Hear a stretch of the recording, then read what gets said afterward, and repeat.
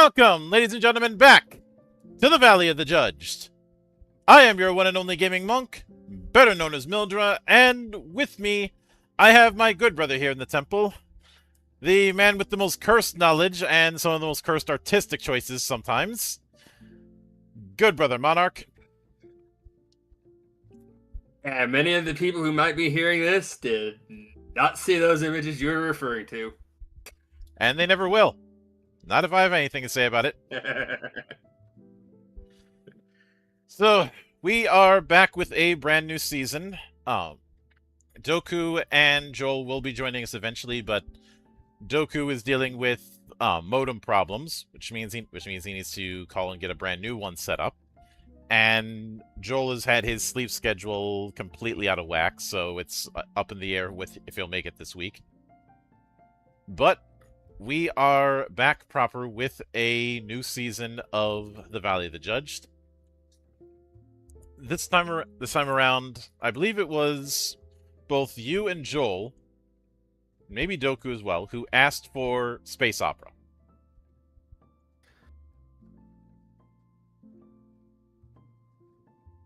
Correct me It was if Joel. if I'm I wrong. simply agreed with him. Ah. Like, that sounds good. Mm-hmm. And I could have gone with something adjacent to Star Wars, but the last time you guys asked me for horror, and I ended up giving you Vileborn, which certainly fulfilled that role, but in a way that wasn't entirely expected. So I thought I'd do something similar to that here with Augusta Universalis. Now, I did review this game years ago, and I have interviewed Luca De Merni on the project.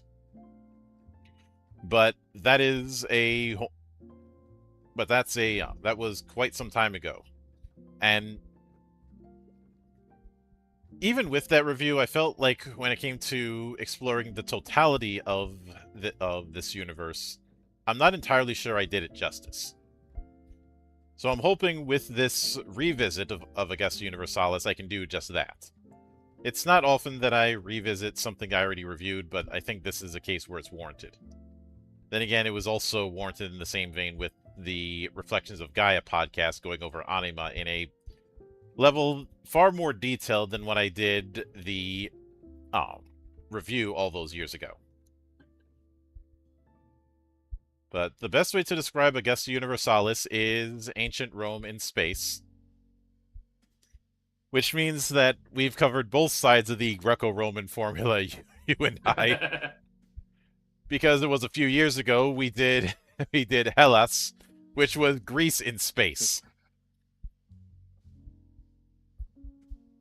I will say, I did go ahead and glance through this book first. We will not have a repeat where I have to keep warning you about tits upcoming, so you don't get banned off Twitch. That is something I appreciate.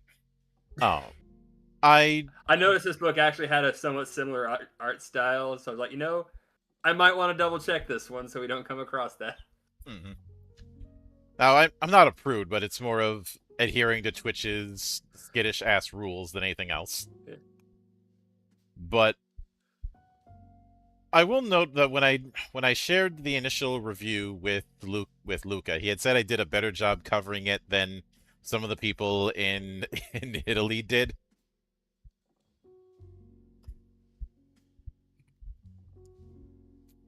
Which, make of that what you will. And this, as well as Musha Shugyo, are both offshoots of his Dark Destiny, or Destino Obscuro, system. Now, Destino Obscuro has never been translated.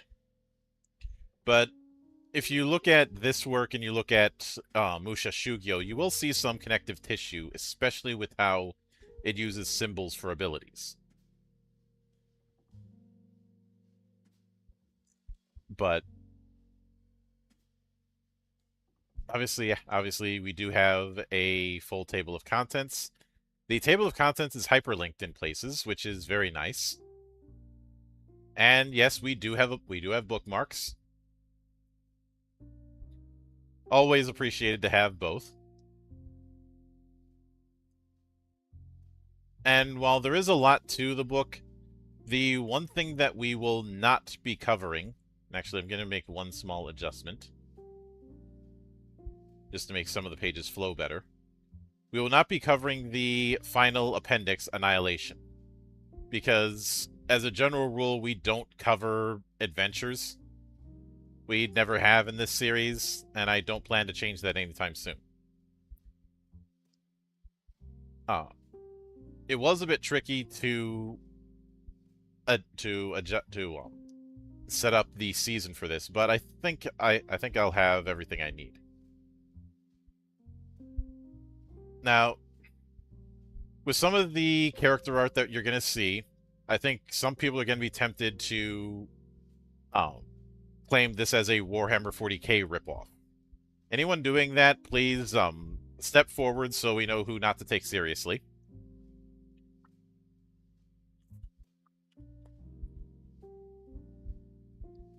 Yes, there is a lot of Greco-Roman influence with Warhammer 40k, but it doesn't own that concept.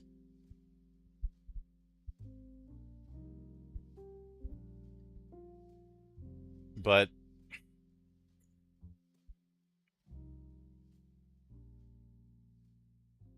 the first thing we have is a short story called Ultor Martis.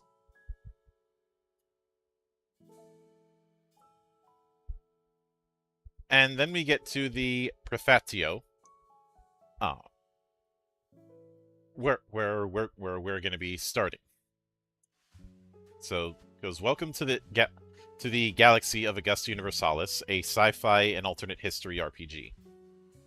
Then going into what an RPG is, that you will be doing glorious or tragic feats to defend humanity and Rome from the endless threats outside and within the borders of the Empire. Saying if you're already acquainted with Dark Destiny 2, which nobody outside of Italy will be, unfortunately. I'd like to see Dark Destiny 2 get translated, but it hasn't happened.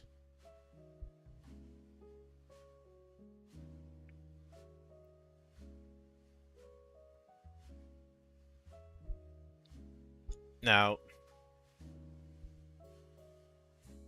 of course, they also bring up some of the other setting materials, like Knights of Nibiru, the first setting based on DD2.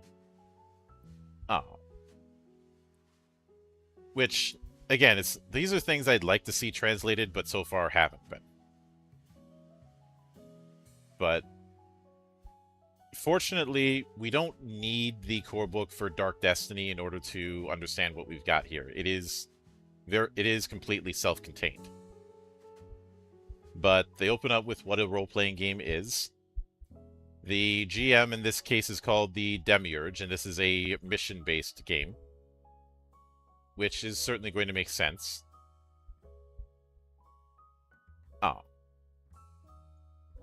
After that, it talks about a cinematic style.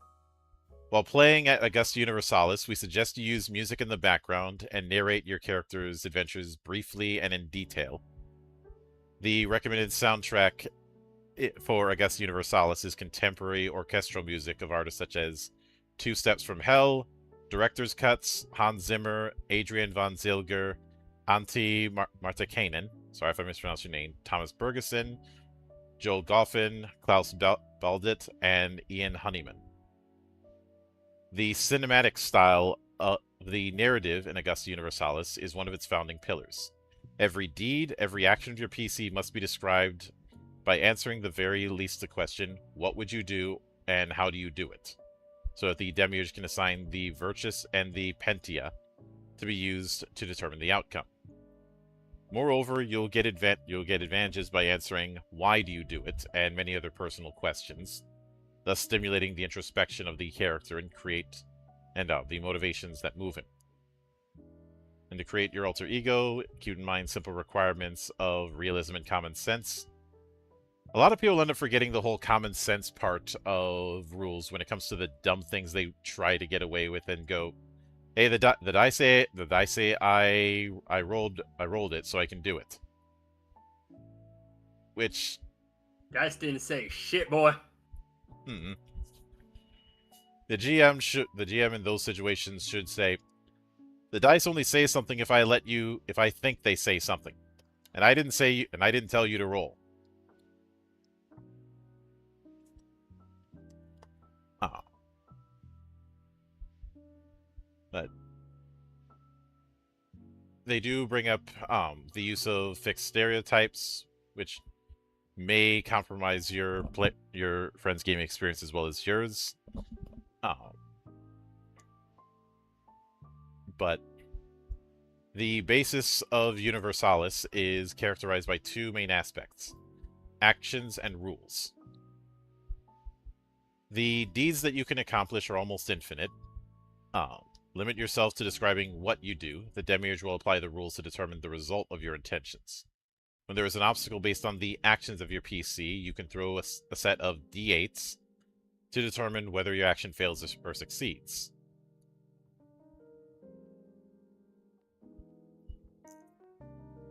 And yeah, it's pretty standard fare, and we are going to be using d8s as the primary dice. But something I've mentioned many times and will probably continue to mention is that just looking at the type of dice you use when looking at a given game is seeing the forest for the trees. After all, if I say like let's consider the fact that Savage Worlds and Vileborn both use a 2-die combination setup for their rules. That is the only thing they have in common. Everything but that alone isn't enough to say that they are similar games. Or I've used this one in the past, but imagine how ridiculous you'd sound if you looked at the fact that Fading Suns uses a d20 and concluded, "Oh, it's like D&D then."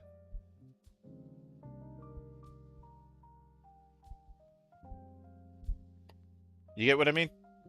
Oh yeah. Oh.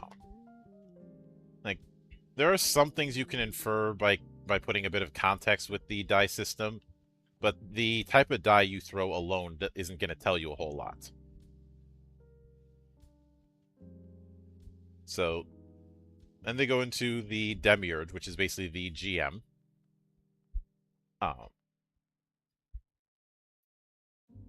I see a brief paragraph here that says things like, "He never hides his die throws. He does not chase." I'm like, screw you, I do what I want. Yeah. I have an immediate reaction to want to do everything this is telling me not to do.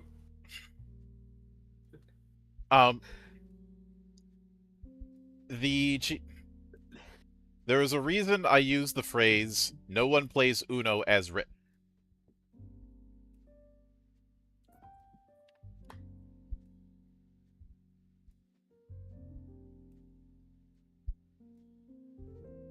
But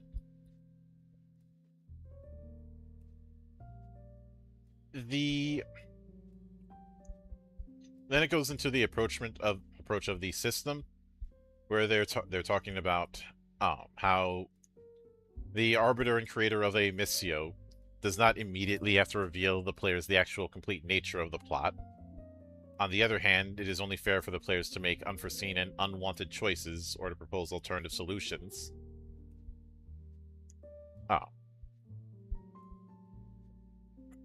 Essentially, don't be afraid to house rule. Which, is standard fare. That's why Rule 0 is a thing, even if some grognards want to insist it isn't. Because I've been seeing certain folks like that Jeffro idiot try and claim that Rule 0 is bad design.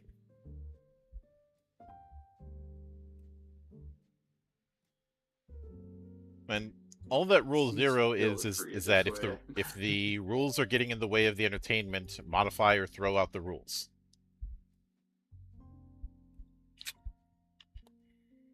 Don't get me wrong. I can see taking that too far to the point you're like, why do we even have the rules? But anything can be taken to an extreme, so I'm not gonna hold that against Rule 0. Yeah, we all do our own weird shit sometimes. Again, no one plays Uno as written. Yeah. But I think for some, especially when it comes to the Bro SR part of that community, want to insist that the rules in the book are mandate handed down by God, essentially, and that's never actually been the case. Oddly, which is funny to me because that sort of unchangeable mandate is something from video games, and a lot of grogs want to constantly insist that you shouldn't be mixing video games and tabletop games, and yet they're doing exactly that. At least when I rip off video games for my work, I'm honest. I found I'm much happier just ignoring them at this point. Like they can say their dumb shit over there. It's fine. I often bring it up because some of it is bad blood from the 4th edition era, but also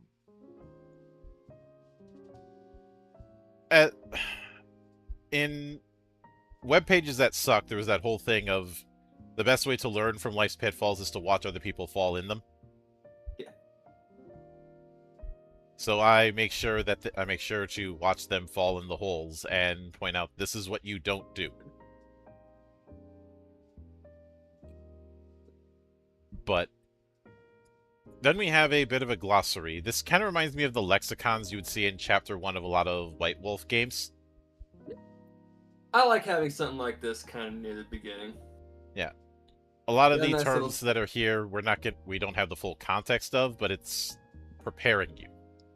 Yeah. So, we are using action point system. 2 full pages. Mm-hmm. Neat. A lot of... I think the only pet peeve I have with these kind of glossaries is when they mix terms that are used in fluff with terms that are used in crunch.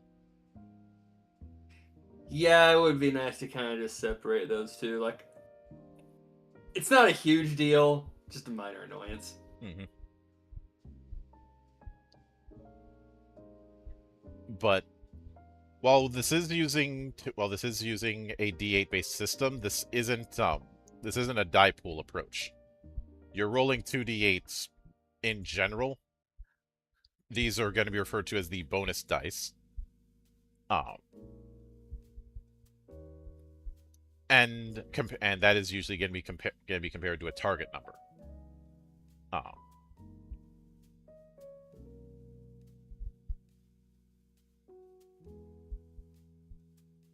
Though sometimes you might have counter dice rolled in the form of danger dice, as we see here, or other ways that the die can be modified.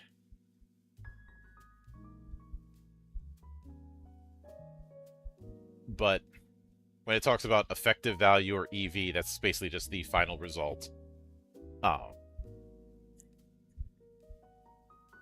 There is also the concept of anima, which represents the mental and moral health. As well as having certain do-overs. That can be done with contrive.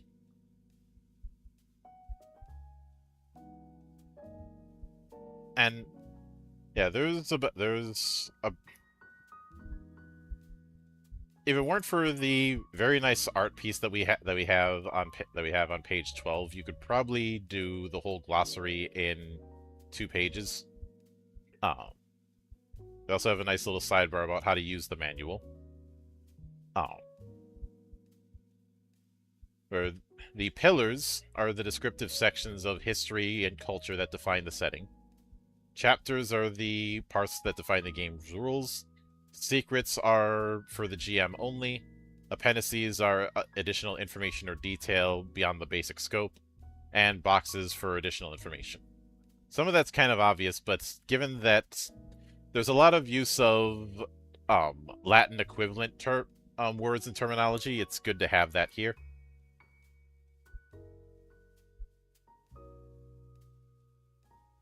But because of the way actions were described, where you're describing what you're doing and then a couple stats are chosen by the GM as far as what you're going to be using. I feel like that's the biggest thing that hints that this is aiming more for cinematic.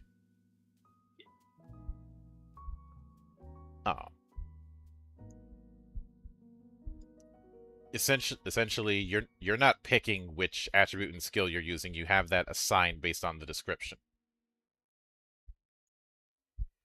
It doesn't sound like much of a difference, but it is in practice.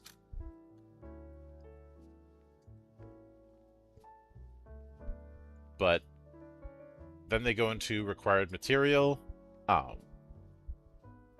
It is important to have a character sheet, and system cards, as well as a few 8-sided die.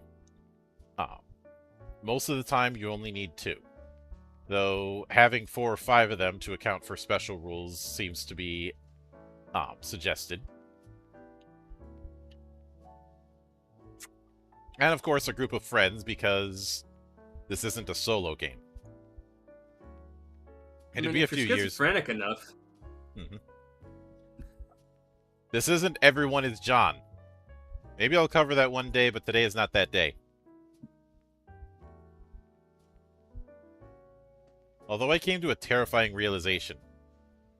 Disco Elysium is the most elaborate Everyone is John campaign ever.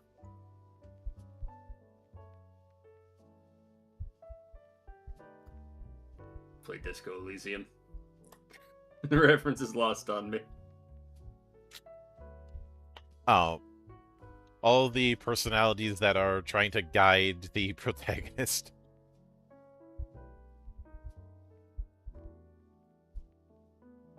But they do go into some of the basics. Always round down.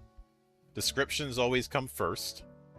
A specific rule always prevails. You know, the whole specific beats general. Everything has statistics. Anything with statistics can be defeated. So that kind of answers the question of, do you stat dragons? Then going into narration about how RPGs are a dialogue between players. And then scenes. Following the traditional division of theater performances in ancient Greece, each scene is composed of the 3 Aristotelian unities. The unity of time, they're acting in a given moment of time. Unity of place, they're acting in a specific place. And unity of action, they're acting with a specific goal. If any of these unities is modified, the scene ends and a new one begins. The new scene will also be characterized by the 3 unities. To this end, it is useful to say that a fight is always an independent scene.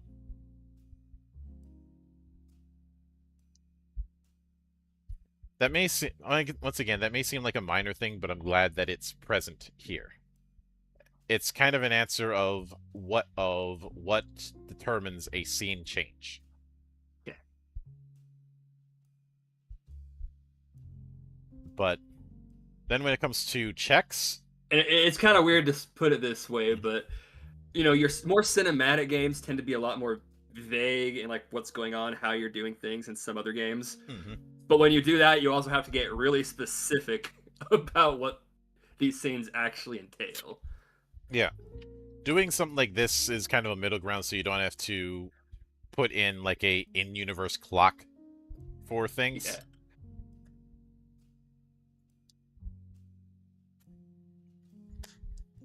And it's one of those things where if you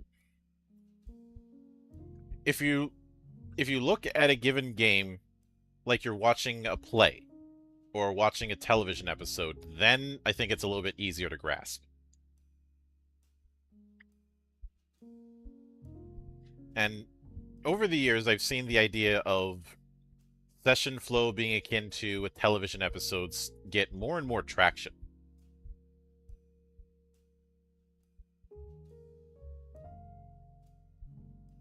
Which I don't mind it because everyone on some level is familiar with the flow of an episode of television.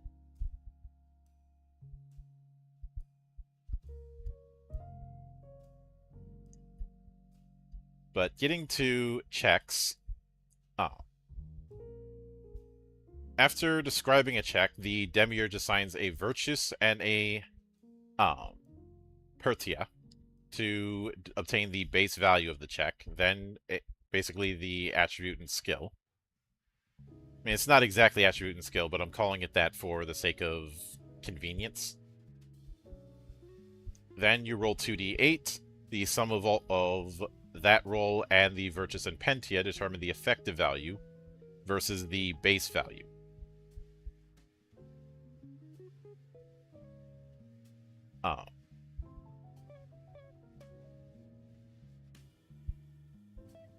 And the goal is to try and beat 20.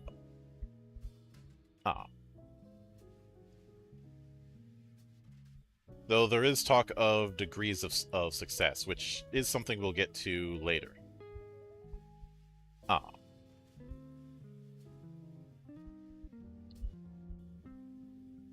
And if you don't have the appropriate Pertia for an intended action, you have to make a check adding the Virtus to the modifier of the appropriate Rs. This does mean that you have a higher risk of failure because you don't have the skill for the action, and you're basically improvising. And of course, the GM may add a complication to lower the result of the check further. But the degrees of success are based on the effective value. If it's 0 or less, that's a critical failure. If it's between 1 and 12, that's a failure. If it's 13 to 19, that is a partial result. And you can either do a partial success or failure, i.e. yes, but, or no, but. Yes, I see. And thank you, Brian, for the resub. Hope you enjoy the shit show. A success is between 20 and 25, and a critical success is 26 or higher. So because of this kind of degrees of success, I suppose a parallel I could draw is, say, Powered by the Apocalypse, where you always have these set degrees of success. And so you know what the DC you're trying to shoot for is in some form. Which in this case is just, you want to try and get 20. If you get 20, you're good. If you get close to 20, you're kind of good. If you get far away from 20, you're not so good.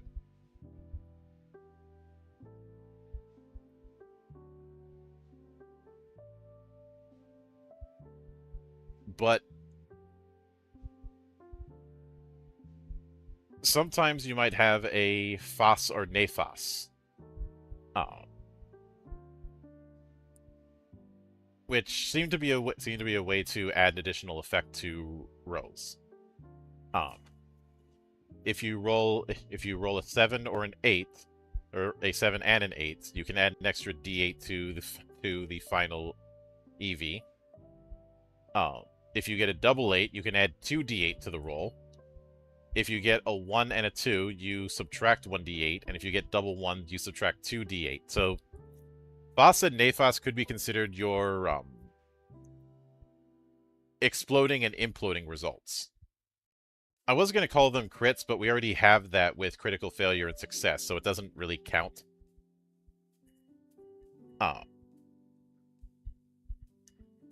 What I do wonder is, if say you got a 2d8 and both of those rolled double 8s, would you do it again?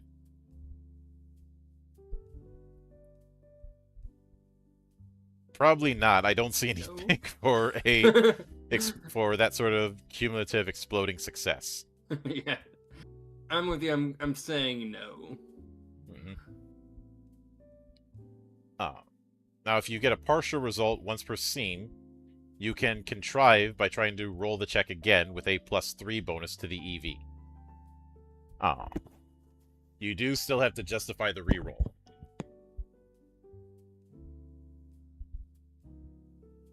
And there are ways to vary the outcome if you using Historia, Guardia, or Ordo, if you accurately describe how they're connected to the check.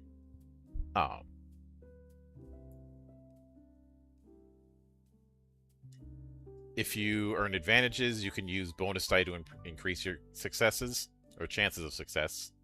On the other hand, if something creates a complication, the Demiurge may apply a danger dice to limit your ability to succeed. But you also get 2 mission points. The fact that it's called 2MP is going to throw me off throughout this. Yeah. Oh, in addition, the anime. Oh, no, not that one. Logos, Pathos, and Deimos can grant bonus die to a check if you justify them being used. This is the main way in which the XPs, Experientia points, of the anime are marked, gradually allowing the morality of the Praetorian to be modified according to his actions. And of course, there is the cooperative check, so basically team actions. The highest base value is the controlling factor. Each person who contributes adds 1 bonus die to the check. So in other words, the leader of a team action is whoever has the highest base stat combo.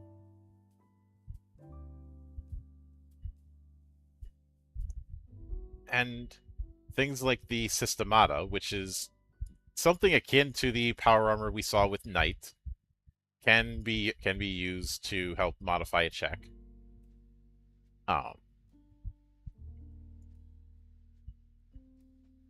Though in more active scenes, they have to be spent using AP. So it sounds like it's based on Gnosticism. No. We already have a Gnosticism-inspired TTRPG. It's called Cult. Which, as much as I'd love to cover Cult Divinity Lost one of these days because of the art, I'm not going to be able to do it on Twitch without Twitch causing a fit. We had to go old school and not show the book at all. Yeah. And of course, when it talks about Instrumentia Ordinis, that is referring to the equipment. And then we get to Danger Dice, which this kind of die is rolled by the GM.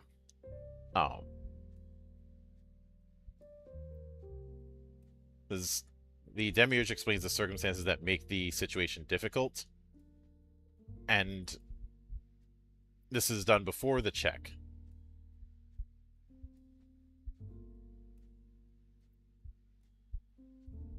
And each source adds one dice and 2 MP to a maximum of 4 dice.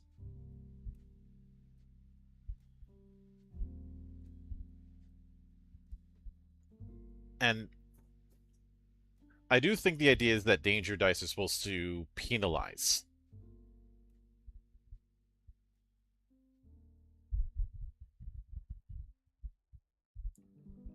But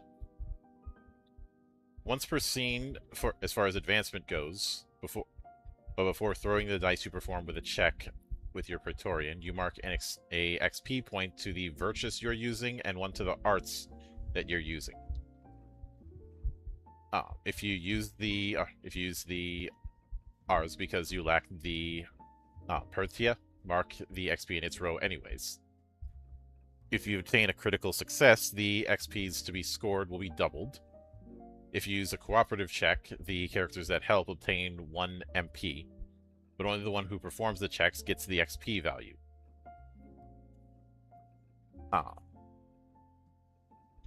And it does go into fights, though I think it's meant to go into it briefly here. We'll be getting much more into it later in the book, I believe. As mentioned, you are using a action point system. AP that you don't spend can be kept between turns to a maximum of 20. And AP can't go below 0, so if you don't have the AP for an action, you can't do it.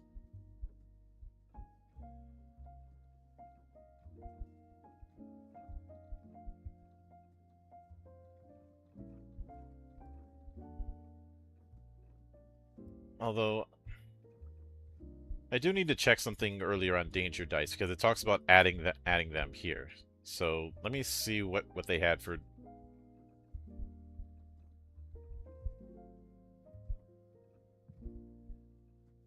So bonus die can be added to the additional 2d normal 2d8.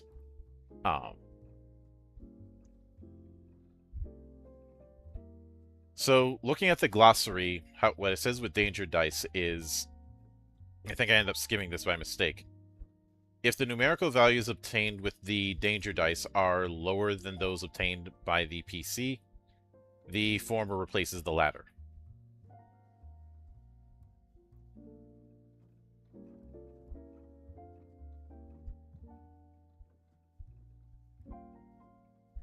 So you're basically rolling danger dice as a set of disadvantage, just Yeah. with more than one dice. Yep. It's a bit of an odd way to explain it, but I think it gets the point across. Mm-hmm.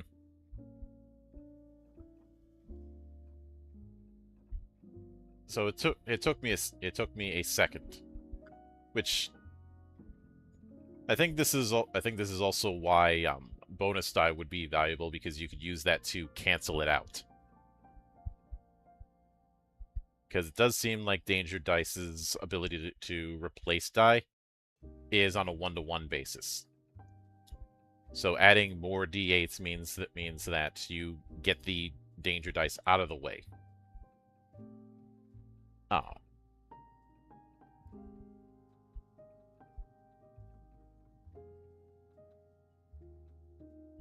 But when it comes to attacking in combat, you do make an attack check, much similar to a normal check.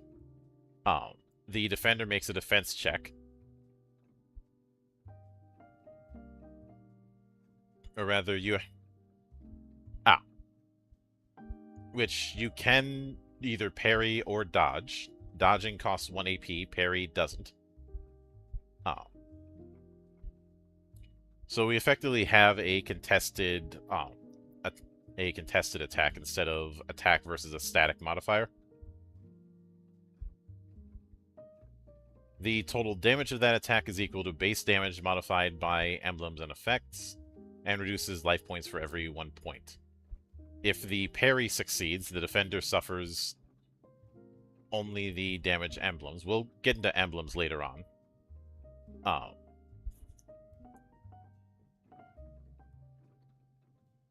And basically, the emblems are going to be a baseline of damage, chip damage.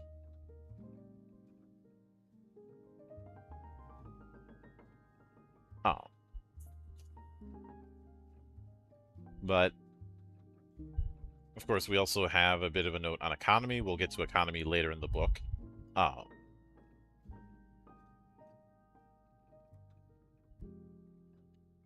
And then the Technolorica.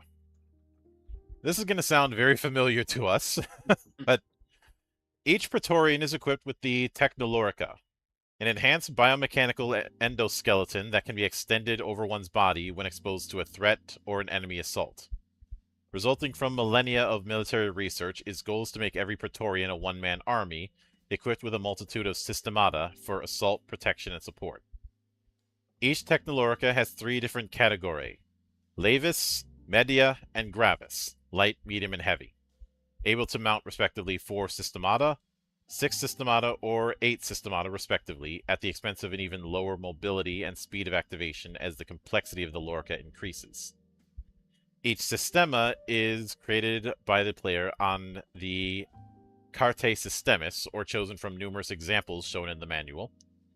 The Technolorica also has different assecti, assectum, or gears, that the Praetorian can decide to use in battle by placing the Carte of his active systemata into the Tabula Systemis in a variety of ways. Each assectum can have different advantages or disadvantages during the battle. Each Technolorica is always equipped with Instrumenta Ordinis, a set of basic equipment not included in the Carte Systemis that allows the PC to perform all the fundamental actions linked to the art of his own Ordo when they require specific equipment to be performed. The Instrumenta Ordinis, unlike the other systemata, will never grant bonuses in a check, but can be used without limitations. You getting night I'm going to bring flashbacks? something up. Was I here for night? Actually, no, you were. Yeah, that one wasn't me. But But there is something I'm going to point out. Like, this isn't an issue I'm going to bring up with the systems in and of itself. There are so many foreign sounding names in this translation. It could be very easy to get lost trying to figure out what the fuck you're doing. oh, a lot of that It's a is game you'll need to take a little bit of. Just if you're gonna play this, you're gonna need to be a little patient. Just take your time to read stuff over those first few times. You cannot skim this and follow what the hell it's talking about. Mhm. Now, granted, decent GM can mitigate that a little bit by providing a primer, which, And you do got that nice little glossary at the beginning of terms. but a lot of those terms are just in reflection to the setting, and it's not much different from a lot of the weird-ass terms you see in a World of Darkness book. Oh yeah, but it is something I think is worth noting. Just be careful and pay close attention to what you're reading with this book. That's all. Yeah. But then we have the whole notion of wounds. You always have... HPC has 60 life points.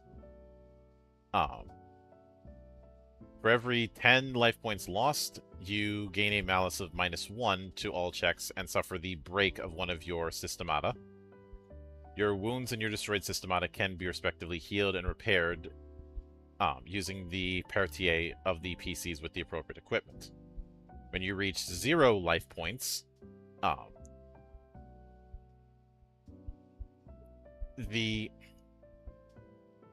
you lose the chance to gain action points in a fight, and if you spend all the AP left, you faint and lose consciousness.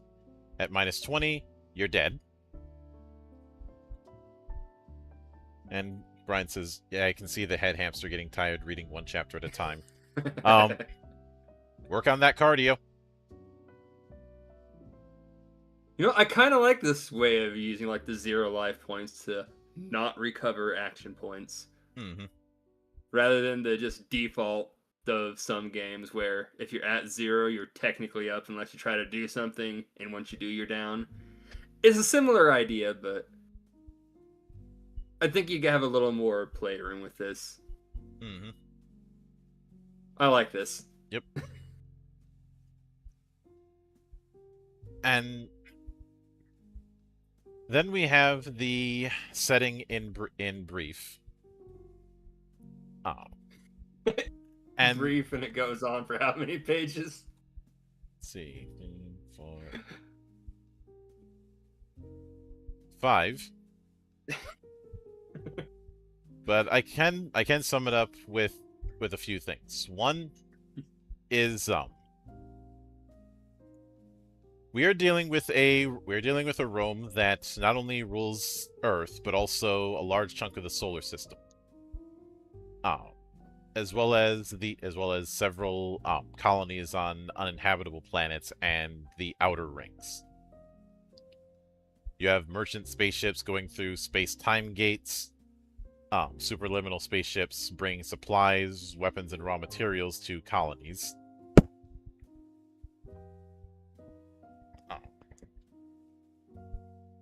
But in ancient times, a organization known as the Great Serath Kingdom ended up coming to Earth. The Serath thought that they would just take Earth as a part of their dominion. The problem is that their 12-member explorative mission landed in Rome.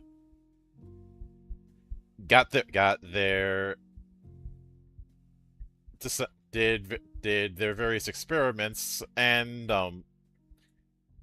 underestimated the military reaction that those experiments would provoke. The Romans engaged in guerrilla warfare against the expedition, and won. You essentially have aliens fighting the Roman Empire and losing. And because they lost, you know that old saying of you only sharpen the spears of your opponents when you have a technological advantage.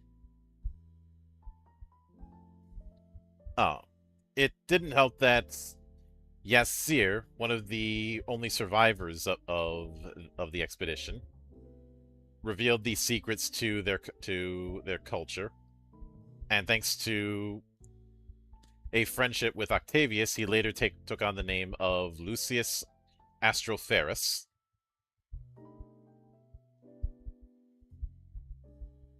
And centuries later, the Serath tried to do a full-on invasion, and once again, I'm reminded of the first rule of combat they don't teach you. Intelligence is always wrong.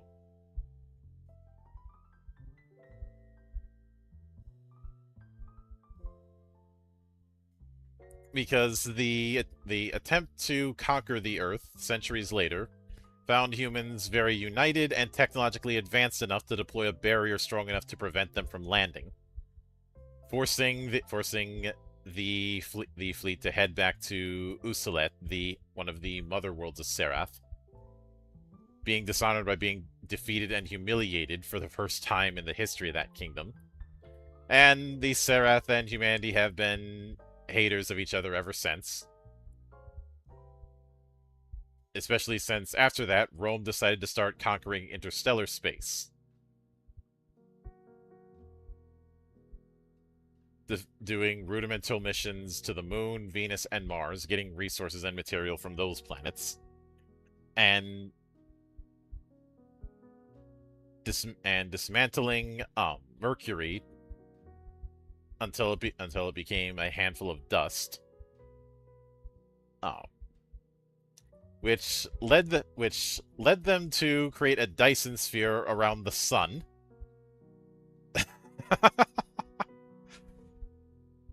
Yeah, we're going that far. And through that, they were able to develop new engines called Kugelblitzes, or ball lightning.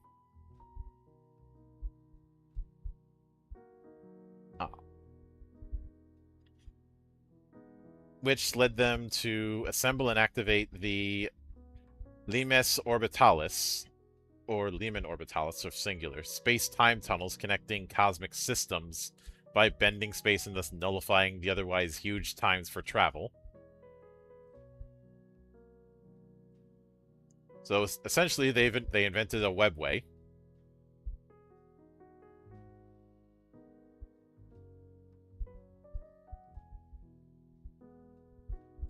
And eventually other Romes started to appear in different factions, but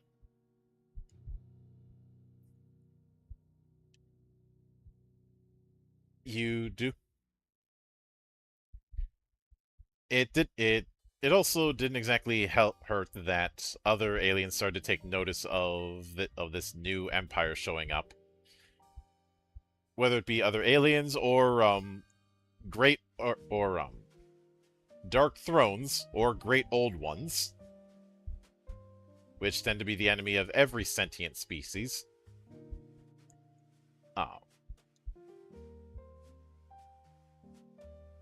As one might expect. But there is also the matter of the Tau Ceti system and a wandering planet called the Tau Mantis. So I think we're firmly at the point where any attempt to make a Warhammer 40k comparison has fallen out the window. Oh yeah. But as far as the structure of the Empire, there is always one Augustus who holds unconditioned reigning power. Around the Augustus are 9 Kaisars who form the Imperial Senate. Each Kaisar is a sovereign by unassailable right, keeper of the highest military and civil power over his own country. So first of the major powers, we of course have Rome, who rules over the Protectorate of Oceania, and ruled directly by the Augusti. Byzantium, Second Rome, or Constantinople, or Istanbul, because I have to make the They Might Be Giants reference.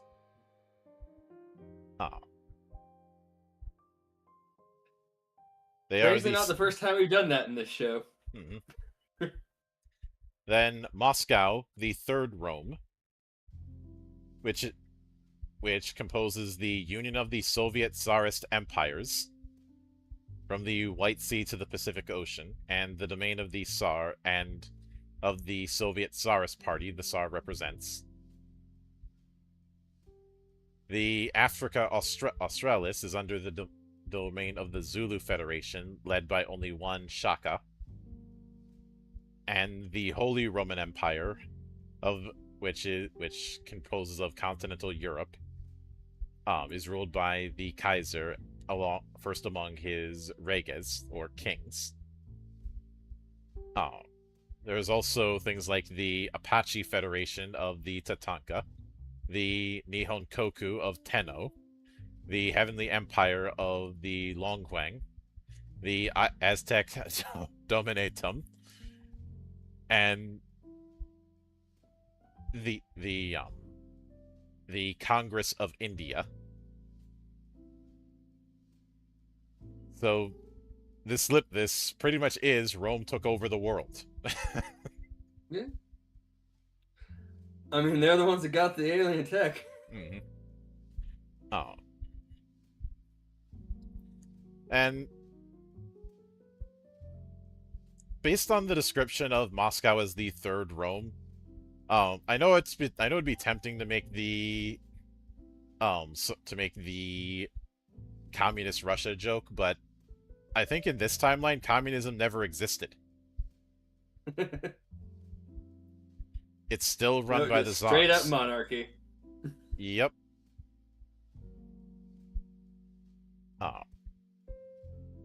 Like it is referred to as the Soviet Tsarist Party.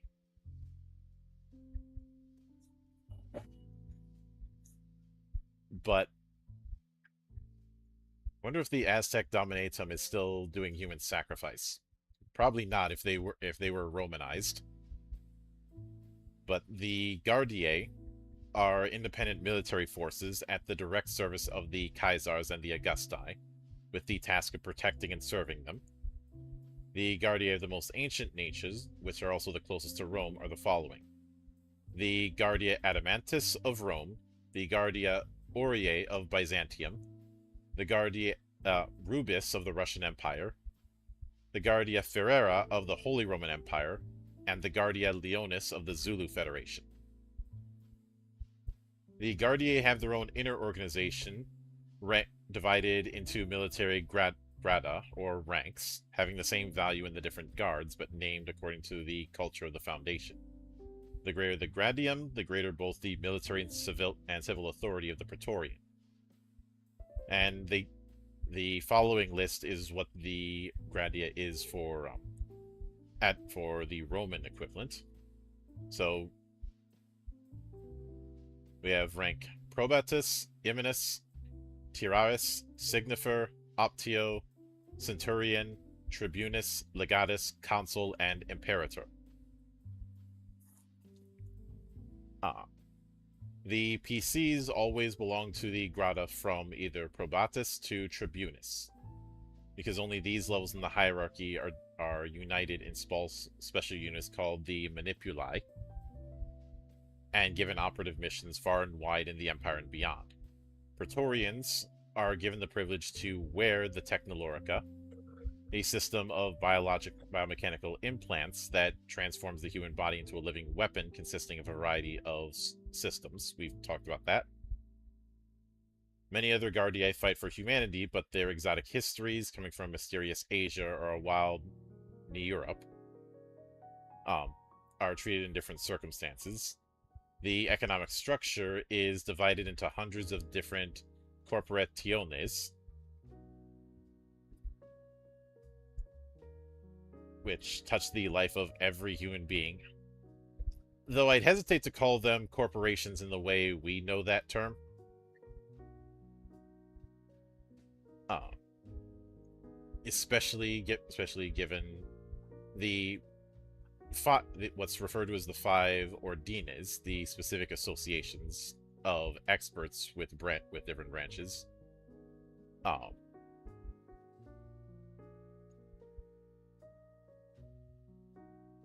like Ordo, Martis, the soldiers, Diane, the explorers, Mercury, the diplomats, Plutonis, the spies, and Minervae, the philosophers.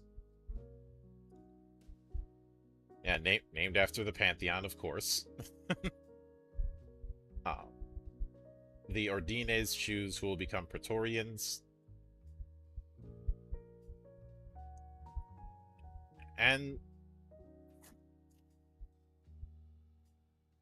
even with that, there have been a few conflicts. The War of the Eagles was a lengthy war between Rome and the Holy Roman Empire to defend the right to rule of Livia, Akiko, Augusta, while Byzantium and Moscow allied in an attempt to overthrow the Empress and establish on the Adamantine throne her older sister Anastasia Herculandes. So this is where you get the, I guess the War of the Eagles would be the War of the Roses for this universe, of deciding who's going to who between these two sisters is going to sit on the throne. No, it's just a good old succession war. We gotta have those. You have the Purification which are missions against the Dark Thrones. These are often suicide missions in the hope of being able to evacuate the inhabitants of a planet threatened by one of these monsters in time.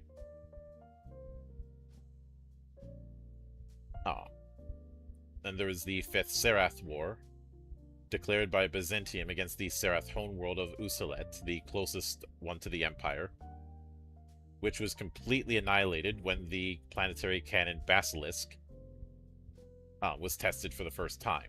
The fleet of the Great Kingdom, counting on the peace treaties with humans, had, in fact, sent a large part of their ships to the Usalet system against the Dark Throne Itakwa, leaving the planet unattended.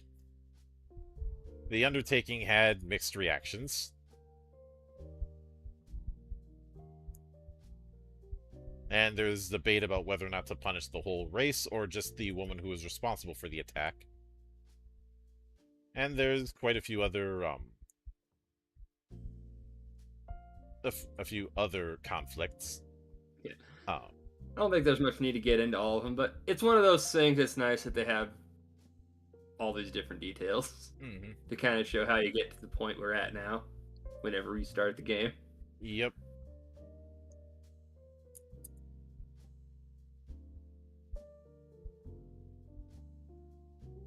And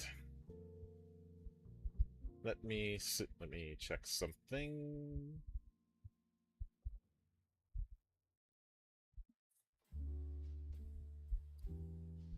I need to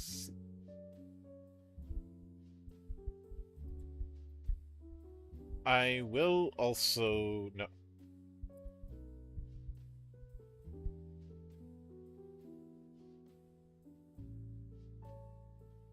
I will also note that there is a dominant philosophy of Logos and Deimos.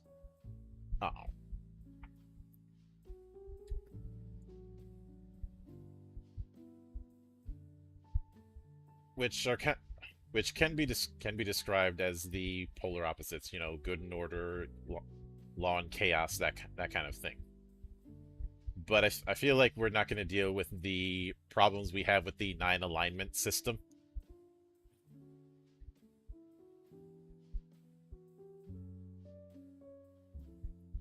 But there are some interesting things I find, like the Ordo Apollinis, an experiment by the Ordo Minervae to bring the aliens eager to submit to Rome and train themselves to fight in Rome's name as Praetorians.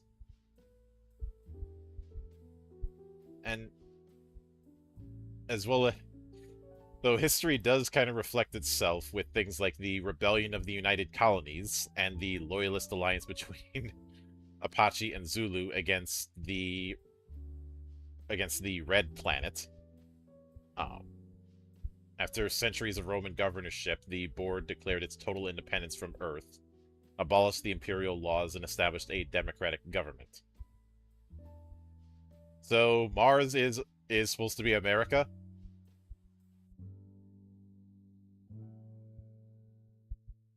No, this is worse.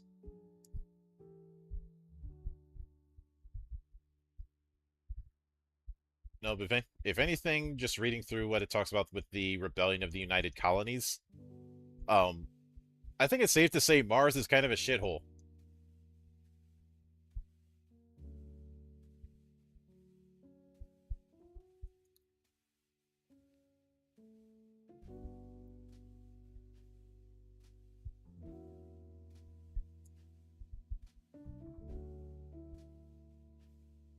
But even with the advancements in tech, this is clearly a setting. This is clearly not a setting where there's a abundance of peace.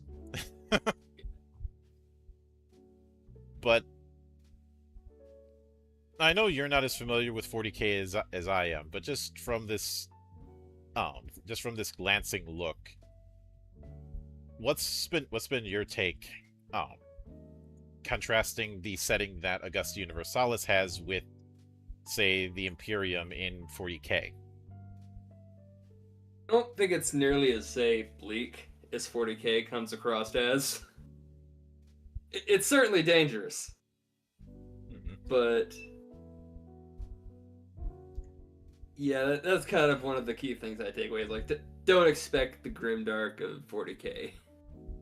I'd say, if anything, this is much like we saw with Vileborn, Noble Dark. Yeah, I think that'd be a good spot to put it. Like, it isn't there is a certain optimism to a point, but there's also the fact that there's just a lot of shit going on, period, in this universe. Yeah. And to that end, I think the only real comparison I could make with, say, 40K is both of them are big settings.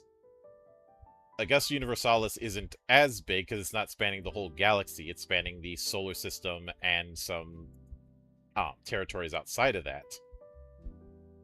But it is still a big damn system, and all of those conflicts we talked about earlier, that's just Earth, let alone the other planets in the solar system. Or the fact that you have outlying colonies on the edge of the solar system, or I think there's some that go as far as the Kuiper Belt. I can say for certain FTL travel is a lot safer here. But when it comes to the different types of FTL travel in science fiction, I've always preferred the gate approach. You know, gates, jump Wormholes, points, effectively. wormholes, whatever you want to call it. Basically, there is a specific spot you got to go, and there's a specific out point that place always takes you. Yeah.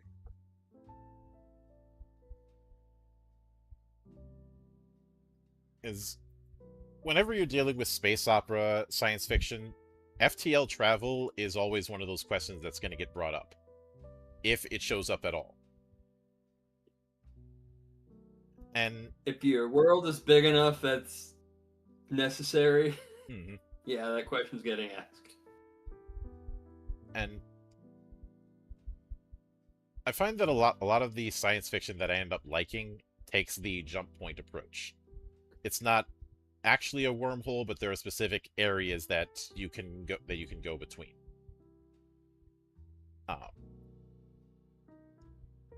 And in a setting like Fading Suns, those areas are very important to handle because of how much economic and political control you can have if you can be the one who decides who goes through the fast lanes.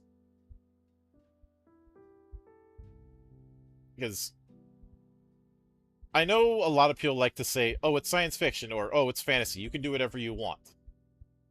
That is only technically true.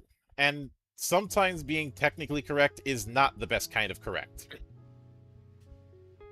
You need to build it in such a way that at least there's a consistent sense in what you're doing. Either a consistent sense or some sort of parallel that people can grasp. Yeah. Like the idea of those gateways, there's always been certain trade routes that get more use than others because they're an easy way to get from one point to another. You know, the difference between a standard ass road versus a super highway. Although saying easier doesn't always mean fast, as anyone who's been on certain freeways across the world will tell you. Hi, Los Angeles, how you doing? I hope every person on the 10 freeway knows exactly where I'm going with that. It's like, oh, Yeah, it'll only take a Hold few on. minutes. I'll say overall, I'm liking the setting. Seems like there's plenty of stuff you can do with this. We don't know too much about the mechanics. I think they gave us just enough of how the mechanics work in the opener to kind of prep us for what's to come. Yeah. I know we've had systems in the past we've looked at that has either done so little, I've had no idea what to think when looking at character creation, or they dump way too much right at the beginning. Yeah.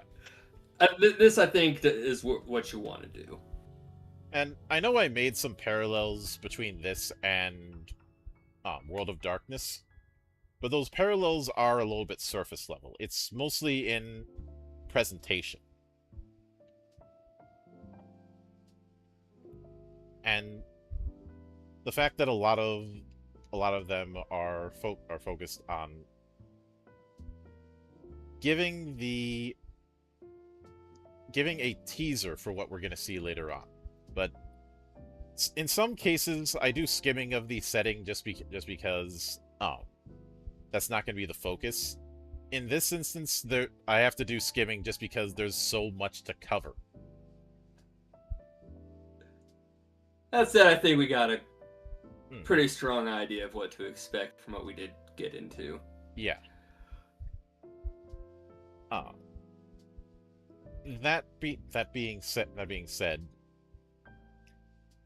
could I see myself running this universe more than 40K? Honestly, yeah, because I don't have as much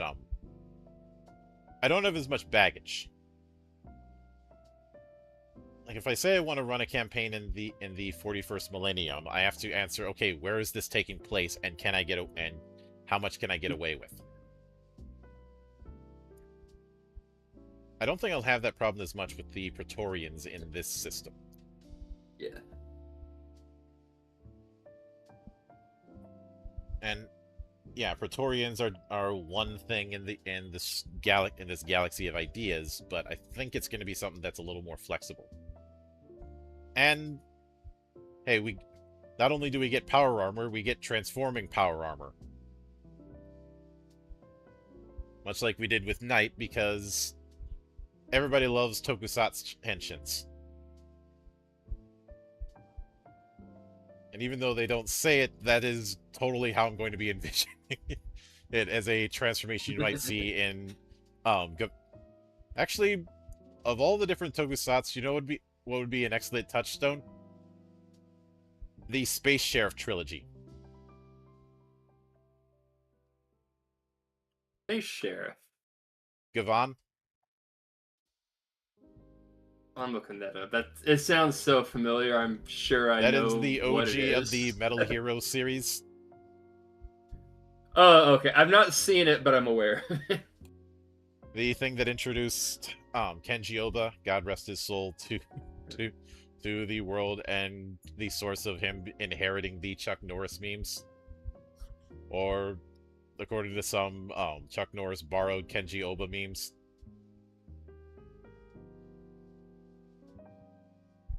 But after that, there is a short story called Gaze of Fire, which, as I mentioned, we're not going to delve too much into that.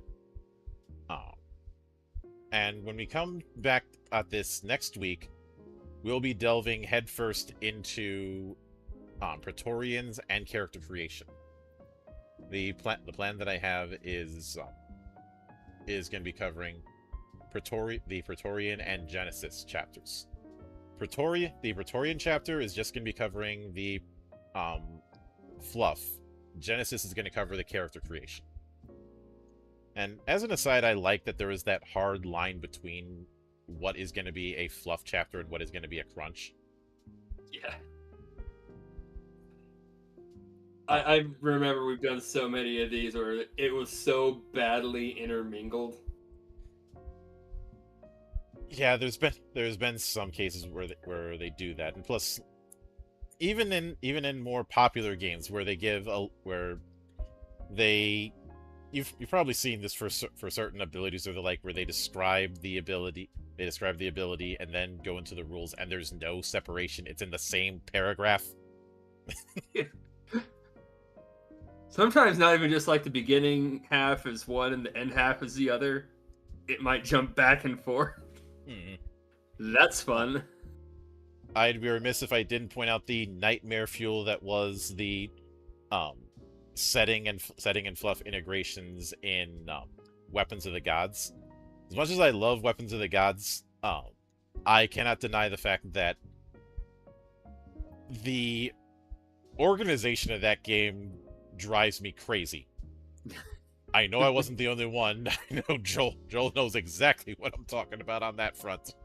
And there have been plenty of attempts to try and fix that problem.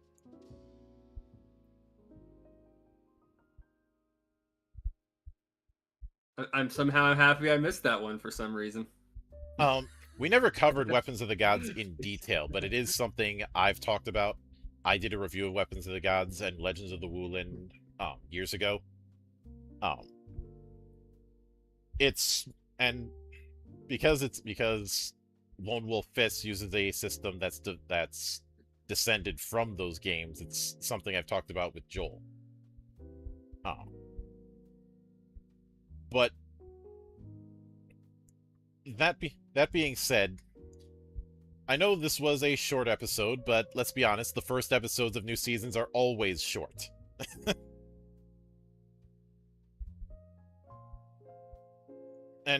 So there'll be a bit more substance when we get into things in about a week's time.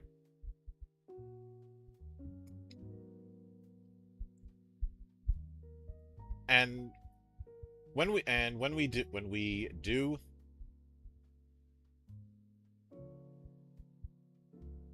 we will get into character creation, which I do have a feeling character creation is going to be freeform, but not swim damn it freeform. If memory serves me. Though I know it would be tempting to bring out a drinking game for the number of times I'm going to bring out World of Darkness. Don't do that. You'll be dead by the end of the season. Maybe even the end of a stream. But until then, on behalf of the good brothers present and not present, my name is Mildra. I am your gaming monk.